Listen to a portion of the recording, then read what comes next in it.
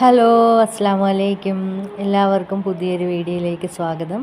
അപ്പോൾ ഇന്ന് ഞാൻ ഷെയർ ചെയ്യുന്നത് ഒരു പോട്ട് ചിക്കൻ റൈസ് റെസിപ്പിയാണ്. അപ്പോൾ ഇതിലൂടെ എനിക്ക് പറ്റിയ ഒന്ന് രണ്ട് ചെറിയ അബദ്ധങ്ങൾ കൂടി ഷെയർ ചെയ്യുന്നുണ്ട്. അപ്പം നേരെ നമുക്ക് വീഡിയോയിലേക്ക് പോകാം. അധികം ലാഗ് എടുപ്പിക്കില്ല. അപ്പം നമുക്ക് ആദ്യം തന്നെ ചിക്കൻ ഒന്ന് മാരിനേറ്റ് ചെയ്യാം. അതിനായിട്ട് ചിക്കനിലേക്ക് ഒരല്പം മഞ്ഞൾപ്പൊടി, ഒരു 1.5 ടീസ്പൂൺ മുളക് പൊടി, ഒരു 2 ടേബിൾ സ്പൂൺ കട്ടത്തൈരും പാകത്തിന് ഉപ്പും കൂടെ ചേർത്ത് നന്നായിട്ടൊന്ന് ചിക്കനിൽ തേച്ച് പിടിപ്പിക്കാം. നല്ല രീതിയിൽ മസാലയെല്ലാം ചിക്കനിൽ തേച്ച് പിടിപ്പിക്കണം. ഇതിനായിട്ട് ബോൺലെസ്സോ ബോൺ ഉള്ള ചിക്കനോ ഏത് വേണേലും നിങ്ങൾക്ക് എടുക്കാം. കുറച്ചും കൂടിയൊക്കെ നല്ലത് ബോൺലെസ് ചിക്കൻ ആയിരിക്കും. ഇത് റൈസും ചിക്കനും എല്ലാം കൂടി ഒരുമിച്ച് വേവിക്കുന്നതുകൊണ്ട് തന്നെ ബോൺലെസ് ചിക്കൻ ആയിരിക്കും കുറച്ചും കൂടി നല്ലത്. അപ്പോൾ അതെല്ലാം ഒന്ന് മസാലയെല്ലാം തേച്ച് പിടിപ്പിച്ച് ഒരു അരമണിക്കൂർ നമുക്കൊന്ന് റെസ്റ്റ് ചെയ്യാനായിട്ട് വെക്കാം. അപ്പോഴത്തേക്കും നമുക്ക് ബാക്കി പരിപാടികൾ നോക്കാം. ഇതൊരു പോട്ട് ചിക്കൻ റൈസ് റെസിപ്പി ആണല്ലോ. അപ്പോൾ അതിനായിട്ട് ഞാൻ ഒരൊറ്റ പോട്ടിലാണ് ചിക്കൻ ഫ്രൈ ചെയ്യുന്നതും റൈസ് കുക്ക് ചെയ്യുന്നതും എല്ലാം. അപ്പോൾ നിങ്ങൾ എടുക്കുമ്പോൾ അതിന് തക്കതായ ഒരു പാത്രം വേണം. ചിക്കനും റൈസും വേഗത്തക്ക രീതിയിലുള്ള ഒരു പാത്രം വേണം എടുക്കാൻ. അപ്പോൾ അതിലേക്ക് നമ്മൾ ഓയിൽ ഒഴിച്ച് കൊടുത്തിട്ട് ഈ മാരിനേറ്റ് ചെയ്ത് വെച്ച ചിക്കൻ ഓരോന്നും ഇട്ട് കൊടുത്തൊന്ന് ഫ്രൈ ചെയ്തെടുക്കണം. അപ്പോൾ എനിക്ക് പറ്റിയ ആദ്യത്തെ ഒരു അബദ്ധം എന്ന് വെച്ചാൽ, ഞാൻ എടുത്തപ്പം എൻ്റെ കയ്യിൽ നോൺ സ്റ്റിക്ക് പാത്രം ഇല്ലെന്നുള്ളത് ഒരു അബദ്ധം. നോൺ സ്റ്റിക്ക് പാത്രമാണെങ്കിൽ കുറച്ചും കൂടി ബെറ്റർ ആയിരിക്കും. അത് അടിക്ക് പിടിക്കാതിരിക്കാൻ കുറച്ചും കൂടി ഹെൽപ്പ് ചെയ്യും. ഈ ചിക്കൻ ഫ്രൈ ചെയ്ത എണ്ണയിലാണ് നമ്മൾ റൈസും ചെയ്യുന്നത്. അപ്പം നോൺ സ്റ്റിക്ക് പാത്രമാണെങ്കിൽ അതായിരിക്കും ഒന്നുകൂടി നല്ലത്. പിന്നെ എനിക്ക് പറ്റിയെന്ന് വെച്ചാൽ, ഞാൻ കുറച്ച് ഹൈറ്റുള്ള പാത്രമാണ് എടുത്തത്. അപ്പോൾ അത് കാരണം നമ്മൾ ചിക്കൻ ഇട്ട് കൊടുത്ത് ഒന്ന് തിരിച്ചിടുമ്പോഴൊക്കെ കുറച്ച് ബുദ്ധിമുട്ട് വന്ന് നമുക്കൊന്ന് ഹൈറ്റുള്ളത് കൊണ്ട്, അത്രയും ഡെപ്ത് ഉണ്ടല്ലോ, അപ്പോൾ അതുകൊണ്ട് കുറച്ച് ബുദ്ധിമുട്ടായിരുന്നു. അപ്പോൾ അതൊന്ന് നിങ്ങൾ ശ്രദ്ധിക്കണം. എടുക്കുമ്പോൾ ഒരു വലിയ വിസ്താരമുള്ള പരന്ന പാത്രം എടുക്കാൻ പറ്റുന്നെങ്കിൽ അതായിരിക്കും നല്ലത്. ഇനി ചിക്കൻ ഫ്രൈ ചെയ്യുമ്പോൾ നമ്മൾ ഒരുപാട് അങ്ങ് മൂപ്പിച്ച് ഫ്രൈ ചെയ്യേണ്ട ആവശ്യമില്ല.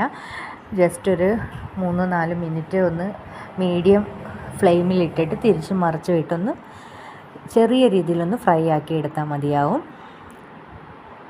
പിന്നെ നമ്മൾ എല്ലാ ചിക്കനും ഇതുപോലെ ഫ്രൈ ആക്കി എടുത്തിട്ടുണ്ട്. അപ്പോൾ ഞാൻ പറഞ്ഞല്ലോ, എൻ്റെ പാത്രം നോൺ സ്റ്റിക്ക് അല്ലാത്തത് കൊണ്ട് തന്നെ അതിൻ്റെ അടിഭാഗമൊക്കെ കരിഞ്ഞു തുടങ്ങിയിട്ടുണ്ട്. എന്നാലും പിന്നെ എനിക്ക് വേറെ പാത്രം ഇല്ലാത്ത സ്ഥിതിക്ക് ഞാൻ അതേ പാത്രത്തിൽ തന്നെ ഞാനങ്ങ് വെക്കാൻ തീരുമാനിച്ചു. അപ്പം ഇനി നിങ്ങളത് ചെയ്യുമ്പോൾ അതൊന്ന് ശ്രദ്ധിച്ചേക്കണം. ഇനി നമ്മുടെ എല്ലാ ചിക്കനും അതിലേക്കിട്ട് ഫ്രൈ ആക്കി എടുത്ത് അതിന് ശേഷം അതിലേക്ക് അതേ എണ്ണ ബാലൻസ് ഇനി കുറച്ചും കൂടി എണ്ണ ഒഴിക്കണമെന്നുണ്ടെങ്കിൽ കുറച്ചും കൂടി എണ്ണ ഒഴിച്ച് കൊടുക്കാം. എണ്ണ ഒഴിച്ച് കൊടുത്ത് അതിലേക്ക് ഞാൻ വീഡിയോ എടുത്തപ്പം സ്കിപ്പായി പോയിട്ടുണ്ട്. എഡിറ്റ് ചെയ്തപ്പം 2 ഏലക്ക, 2 ഗ്രാമ്പു, ഒരു ചെറിയ പീസ് പട്ട, ഇത് ഇത്ര ഇട്ടൊന്ന് ചൂടാക്കിയിട്ട് വേണം ഒരു സവാള അരിഞ്ഞത് ചേർത്ത് കൊടുക്കണം. അതൊന്ന് വഴണ്ട് വരുന്ന സമയത്ത് നമുക്ക് ഇഞ്ചി വെളുത്തുള്ളി പേസ്റ്റ് ഒന്ന് ചേർത്ത് കൊടുക്കാം. അതും കൂടി ഒന്ന് വഴറ്റി അതിൻ്റെ പച്ചമണമൊക്കെ ഒന്ന് മാറി കിട്ടണം. അങ്ങനെ അത് റെഡി ആയി കഴിഞ്ഞാൽ നമ്മൾ ഫ്രൈ ചെയ്ത് വെച്ചിരിക്കുന്ന ചിക്കൻ അതിലേക്ക് ചേർത്ത് നന്നായിട്ടൊന്ന് മിക്സ് ചെയ്ത് കൊടുക്കണം. ഇനി ഫ്ലെയിം ഒന്ന് ലോ ടു മീഡിയം ആക്കി കൊടുക്കണം. ഒരുപാട് ഹൈ ആക്കി വെക്കരുത്.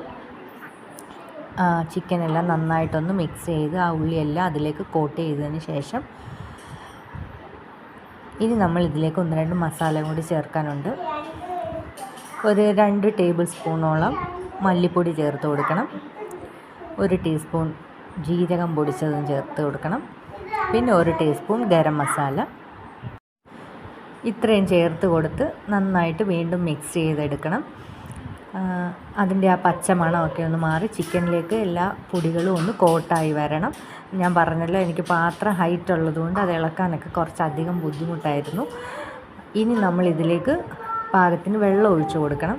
ഞാനിപ്പോൾ 2 ഗ്ലാസ് അരിയാണ് എടുത്തേക്കുന്നത്. അതിനെന്നിട്ട് 4 ഗ്ലാസ് വെള്ളം വെക്കുന്നുണ്ട്. അപ്പോൾ ആ വെള്ളത്തിൽ 4 ഗ്ലാസ്സിൽ 1 ഗ്ലാസ് തേങ്ങാപ്പാലാണ് എടുക്കുന്നത്. ബാക്കി 3 ഗ്ലാസ് നോർമൽ വാട്ടർ. അങ്ങനെ അതൊന്നൊഴിച്ച് ജസ്റ്റ് ഒന്ന് മിക്സ് ചെയ്ത് കൊടുക്കണം. മിക്സ് ചെയ്തിട്ട് പാകത്തിന് ഉപ്പിട്ട് കൊടുക്കണം. പിന്നെ ഒരു 2 ബേ ലീഫ് ഇട്ട് കൊടുക്കണം. ഇനി നമ്മൾ വെള്ളം ഒന്ന് തിളയ്ക്കാനായിട്ട് വെയിറ്റ് ചെയ്യാം. തിളച്ചതിന് ശേഷമാണ് നമ്മൾ അരി ഇടുന്നത്. അപ്പം ഞാനിവിടെ ബസ്മതി റൈസാണ് എടുത്തേക്കുന്നത്. മന്തി റൈസ് ഏത് റൈസ് വേണമെങ്കിലും എടുക്കാം. അപ്പോൾ ആ റൈസിൻ്റെ ഒരു ഓരോ റൈസിനും ഓരോ വേവുണ്ട്. ആ ഒരു വേവ് അനുസരിച്ച് വേണം നമ്മൾ വെള്ളം ആഡ് ചെയ്യാൻ. ഇവിടെ ഞാൻ 2 ഗ്ലാസ്സിന് 4 ഗ്ലാസ് വെള്ളം അങ്ങനെയാണ് എടുത്തിരിക്കുന്നത്. അങ്ങനെ ബസ്മതി റൈസ് കഴുകി വെച്ചിരുന്ന് കുതിർത്തിട്ടൊന്നുമില്ല. അപ്പം തന്നെ വാഷ് ചെയ്ത് ഡ്രെയിൻ ചെയ്തിട്ട് അരിയിട്ടത് നന്നായിട്ടൊന്ന് ഇളക്കി കൊടുക്കണം.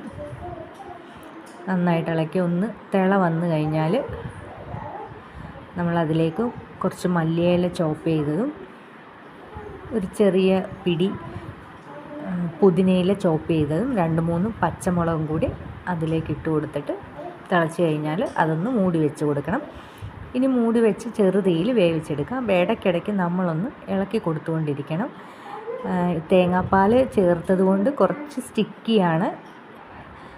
ഇനിയൊന്ന് ഇളക്കി വീണ്ടും ഉണ്ടാക്കിയിട്ട് അടച്ചു വെച്ച് കൊടുക്കണം. ചെറുതീയിൽ ഒരു 5-6 മിനിറ്റ് ചെറുതീയിൽ ആ വെള്ളം എല്ലാം ഒന്ന് പറ്റി കഴിയുമ്പോഴത്തേക്കും നമ്മുടെ ചോറെല്ലാം വെന്തിട്ടുണ്ട്.